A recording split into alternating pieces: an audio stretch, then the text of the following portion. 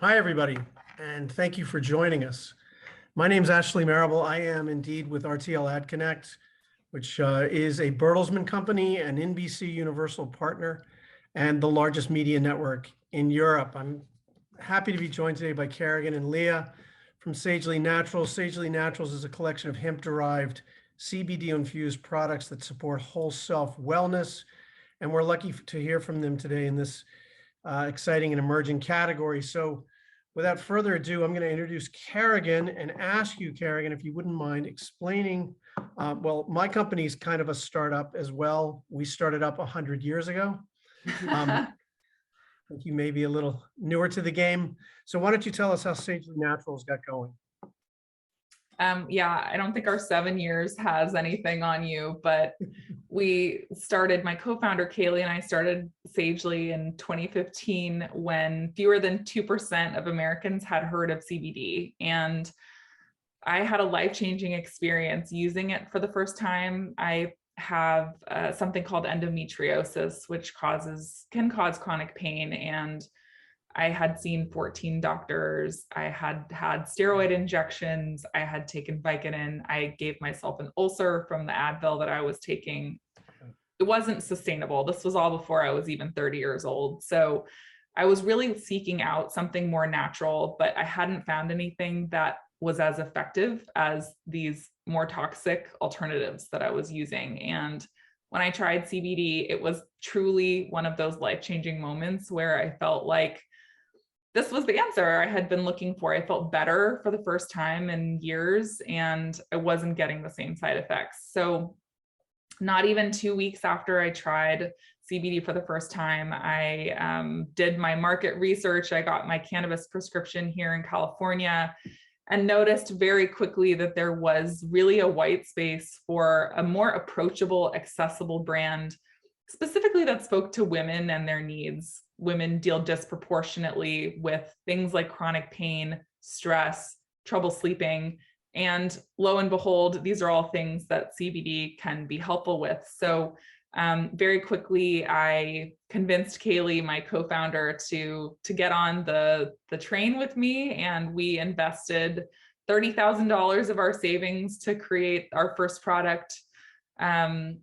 Fast forward, couple of years of knocking on doors of local natural food stores to the passing of the Farm Bill in 2019, when we went from under 1,000 points of distribution to over 10,000 in a year. So we launched that year into major drugstores like CVS, Walgreens, and lots of natural food stores and grocery stores around the corner from probably where you live.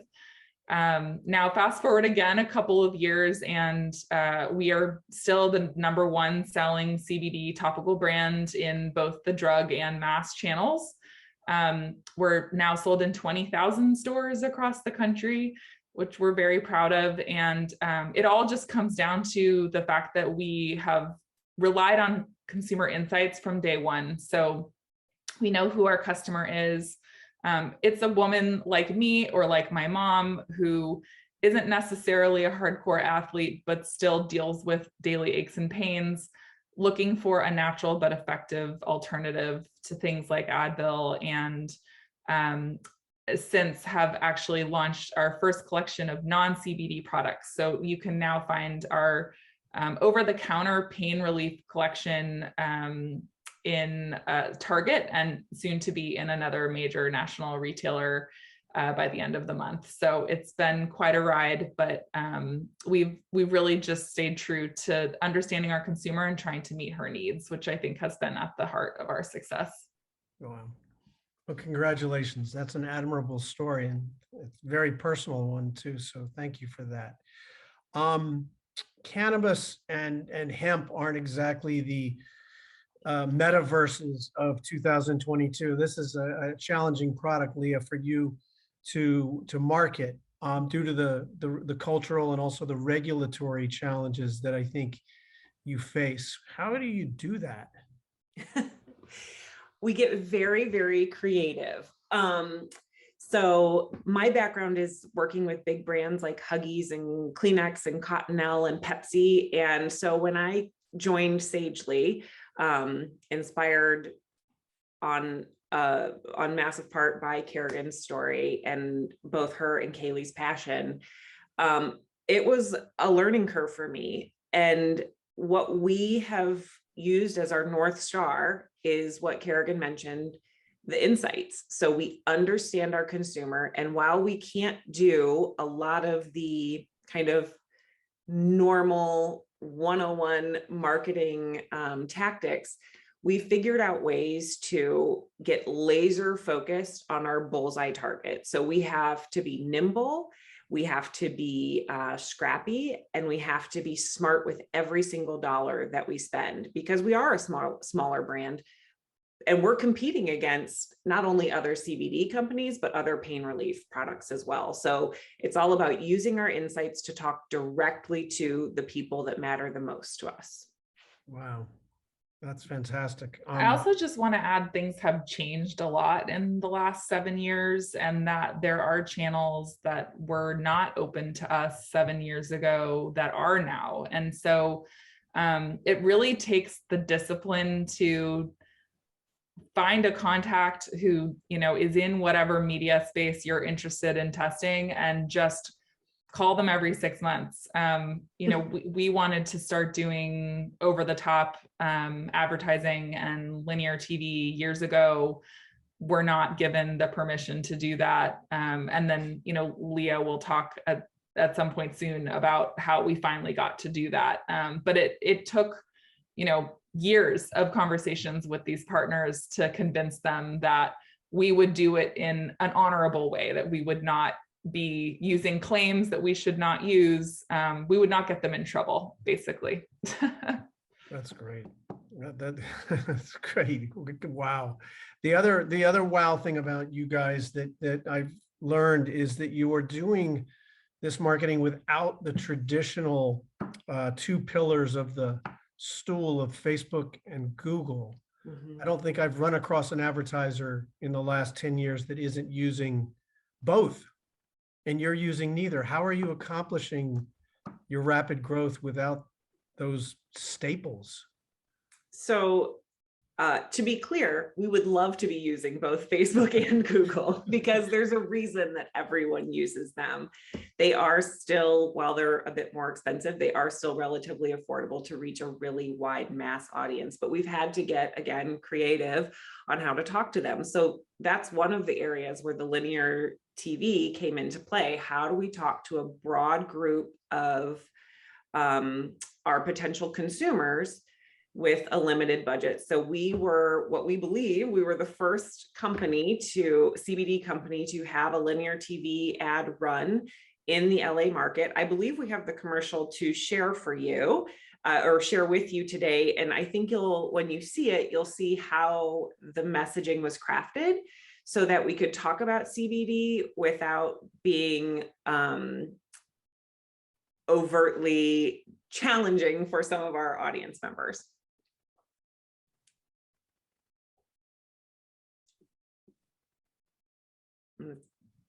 Selvi, are you able to play the commercial?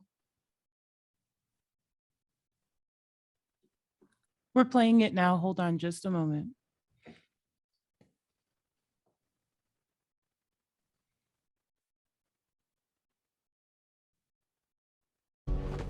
Feel grateful.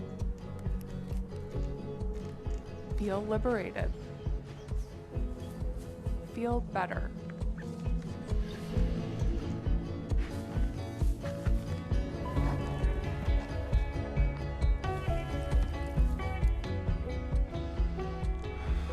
Support whole self wellness.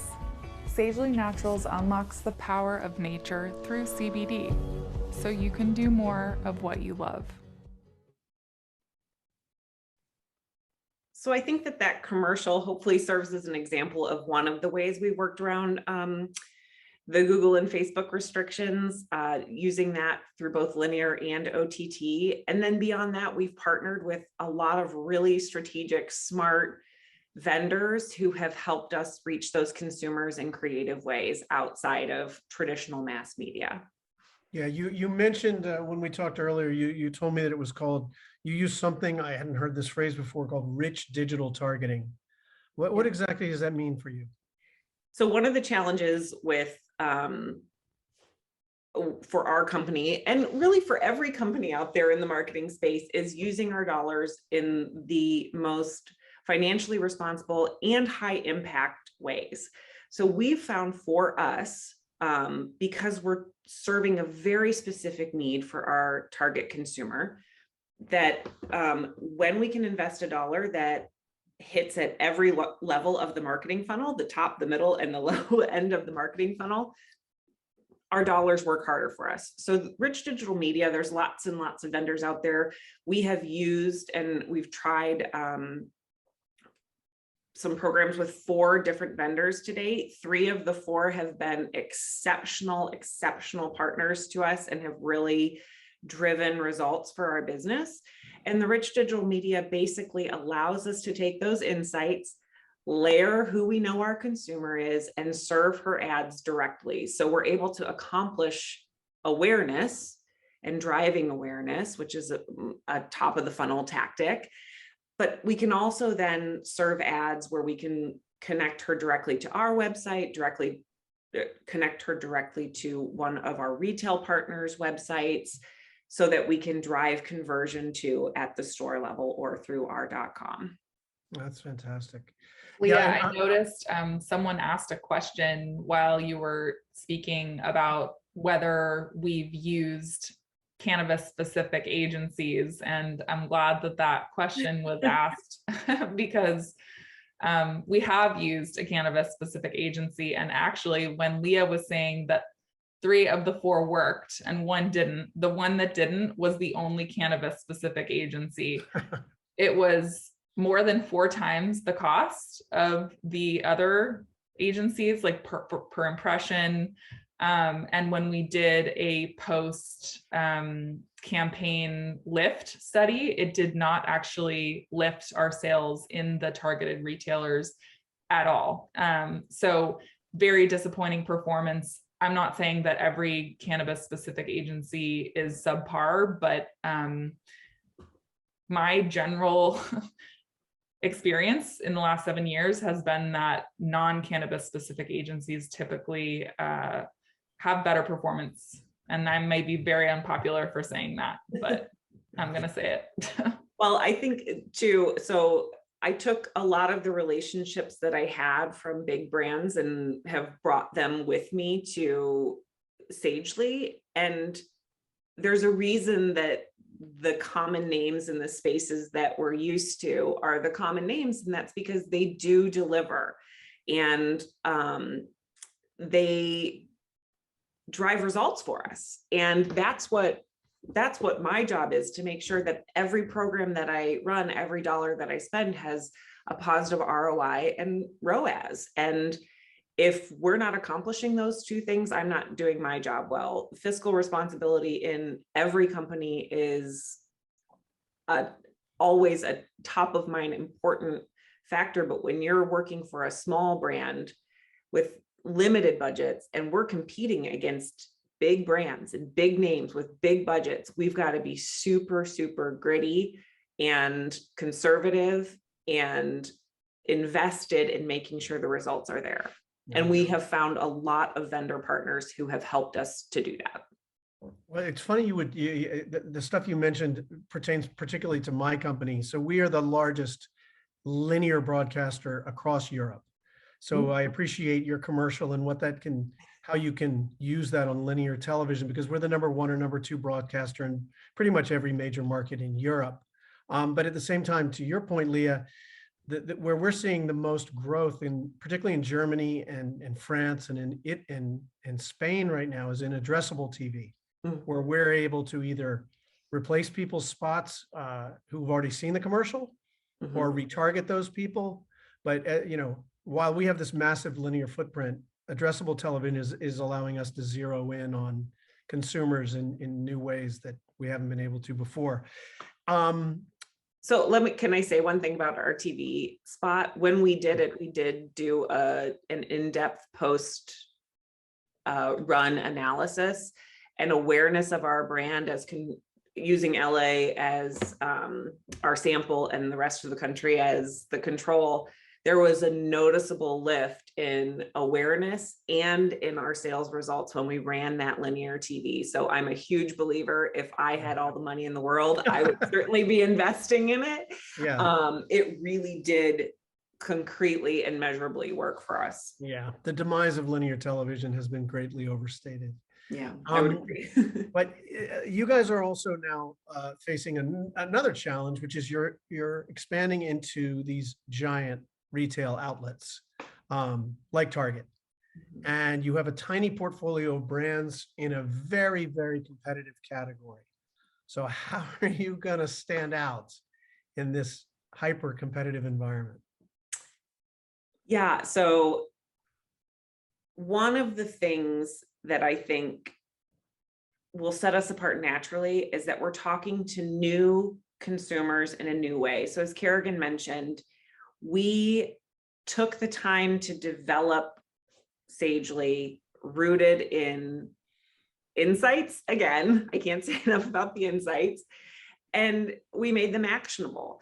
And we're going to do things to help consumers along their path to purchase. So I think one of the best avenues to do that when you are in a major retail chain is through some of the receipt apps that exist, because what they allow you to do, again, is work through the marketing funnel to help a consumer navigate her pre-store planning to get your item on the list, to help her as she's in the store navigate to your product on the shelf. And then finally, it provides her an incentive to put that product into her cart. So in every dollar that we're investing, we're making it as easy as possible for the consumer to go from someone who is aware of us to someone who is buying from us. We want to remove all of the barriers for her so that she has no reason but to put our product into her cart. Well, that's fantastic. Well, best of luck to you as you launch your new products and new environments. A plug for our own network, I guess, right now is I'm curious about your long-term plans for international expansion. We would welcome you in Europe. Yeah, so we were acquired in the last year by Hemp Fusion Wellness, and they do have a presence in international markets. Certainly there is a plan to expand Sagely Naturals into international markets, but as a part of a publicly traded company, I don't think I'm allowed to disclose exactly what those plans are, but I'll keep you posted, Ashley. Thank you. Well, yeah, I mean, plant-based food, plant-based products are expanding rapidly across Europe. You know, the green footprint of Europe is probably ahead of the US green footprint, but that's for another day. But I think that wraps up our questions. We seem to have some from the chat. Yeah, I see a follow-up question from Paige. Is it tougher to stay on top of the legal considerations by state if you're not using a cannabis agency? Interestingly, no. I mean, the media companies know where we can advertise and not. So we said to them, we would like to advertise in these 5 markets. And they came back to us and they said, sorry, 2 of them won't let you. These 3 remaining ones will, and here's what you have to do in order to be compliant. And so the commercial that you just saw followed all of the rules of those 3 markets where we were allowed to show the commercial. And then someone else is asking what audience data we used to target our consumers as it related to the cannabis agency. You know, everything from general demo, like age, gender, to where in the country the person lives, to interests, you know, so leaning towards natural consumer, to openness to cannabis use.